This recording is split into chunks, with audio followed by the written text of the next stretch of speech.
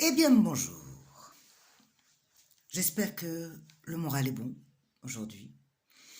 Nous sommes à la 30e vidéo. Pour moi, c'est énorme. C'est un cap.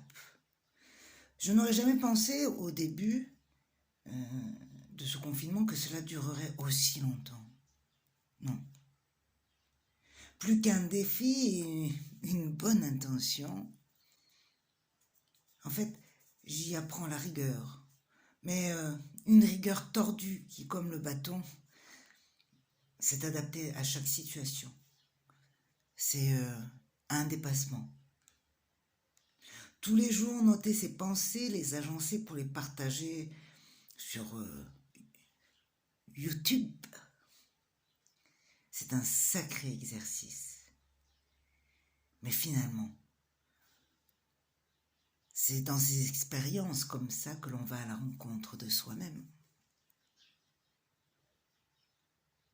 Hier, je vous avais proposé une anecdote. Celui qui aime vraiment peut s'en passer. Et vous savez pourquoi ? Parce que le véritable amour ne résonne plus avec le besoin, le manque ou la dépendance, mais avec un acquis immuable.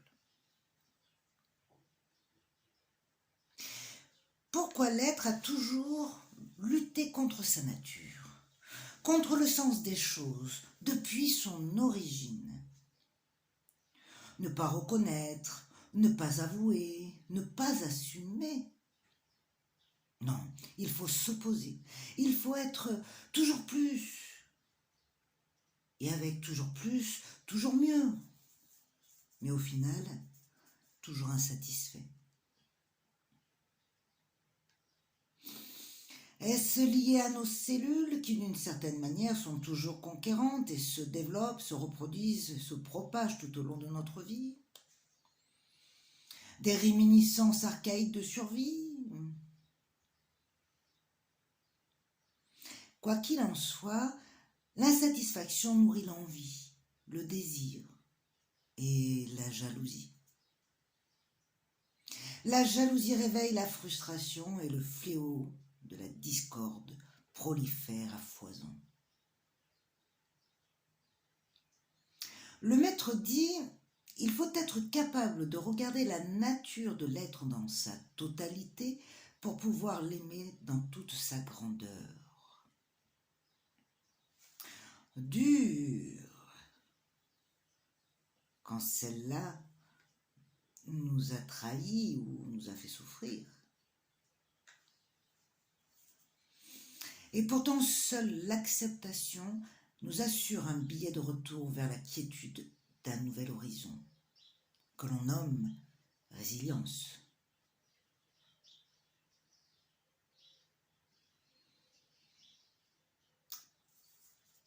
Mais peu y arrivent.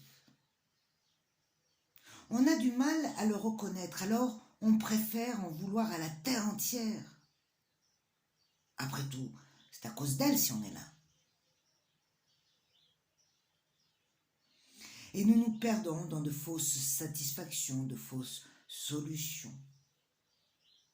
Mais en vérité, rien n'amènera la délivrance sans pardon.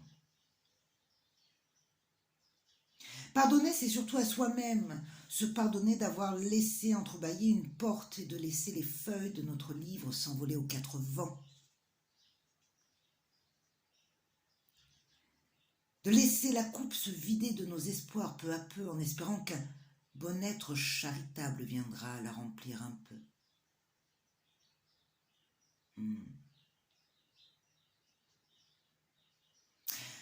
Mais si on prend deux coupes, c'est mieux, non ?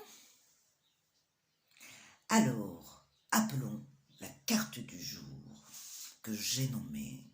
Tadadam. Alors, on va essayer de trouver la place.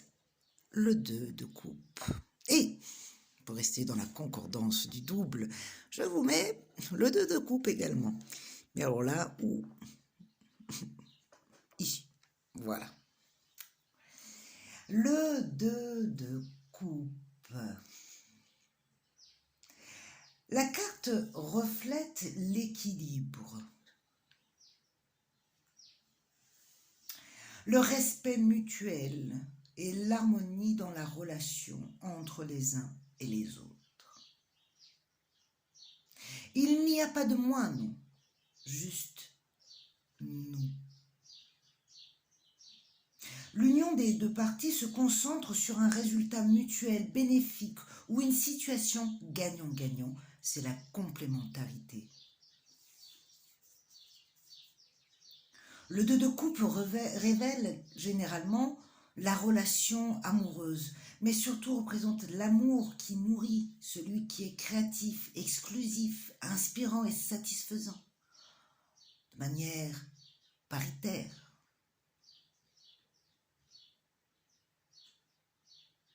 Vous vivez la compréhension, l'harmonie et l'amour profond de votre âme? Alors, vous le vivez avec les autres. C'est le reflet de la tendresse et de l'attention que l'on se porte qui fera vibrer celle de l'autre.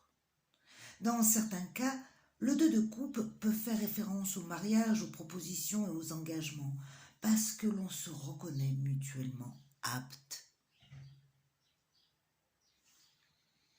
En dehors de l'amour, c'est une sorte de partenariat, d'abord avec soi-même, et puis viendra celui de l'autre.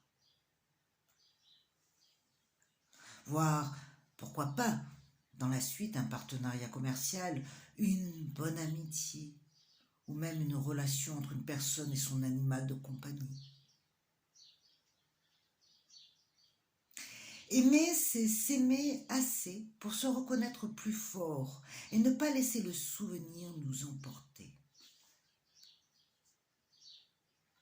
Alors, on pardonne à soi d'avoir été fragile, mais si fort d'arriver à le surmonter. Nous avons grandi et gagné le droit d'être fiers de qui on est, de par le dépassement de nos expériences. Et c'est de bonne guerre que nous trinquons ensemble. L'épreuve du temps nous a rendu ce que nous avions cru perdre. L'amour, l'indulgence, la joie et l'empathie. Tout cela est resté et a fructifié plus encore. C'est la magie de l'être et c'est rassurant. Mais nous seuls pouvons en décider.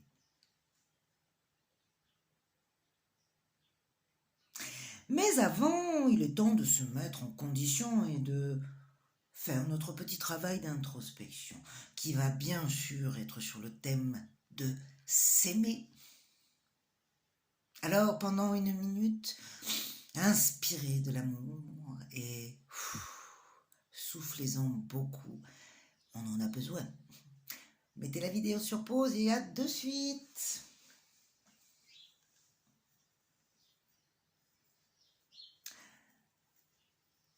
Ok.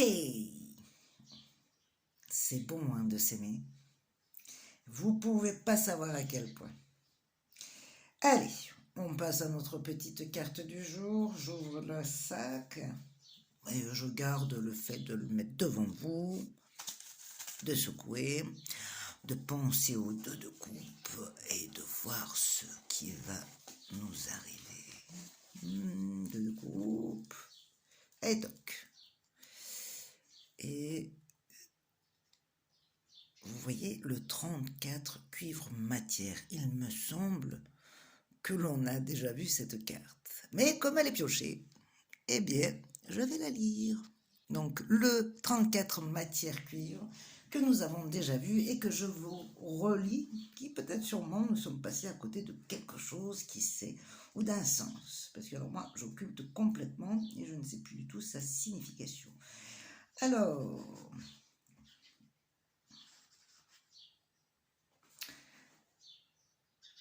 non, je me suis trompée. Voilà, le turbo de la conscience.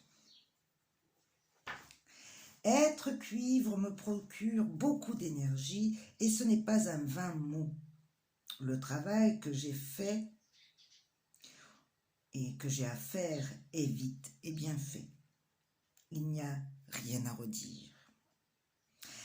Tellement rien que personne n'a besoin de passer derrière moi pour vérifier. Cette énergie est mon remède pour faire des économies de personnel, de meneurs, de contrôleurs.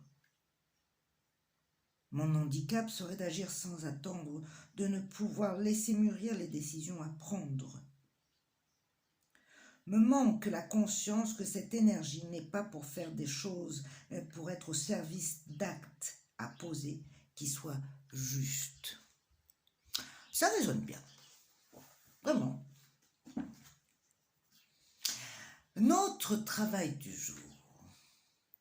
Je ne sais pas si c'est nécessaire à chaque fois que je le précise, mais en résonance avec ces cartes mineures, ce qui est important d'associer comme travail, c'est de s'approprier le sujet. En écrivant, en dessinant, en fabriquant sur le thème émis et surtout sur toutes les déclinaisons qu'il vous inspire, afin de lui donner un sens pour vous. Alors, laissez couler votre inspiration à ce sujet, inspirez-vous-en et illustrez, validez, statuez, symbolisez ce que ça représente pour vous. C'est ça, l'appropriation.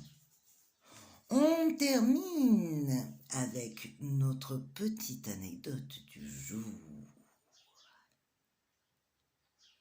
Une fleur qui s'ouvre offrira chacune de ses pétales au vent. Même si elle pousse le haut d'une falaise ou d'un terrain vague.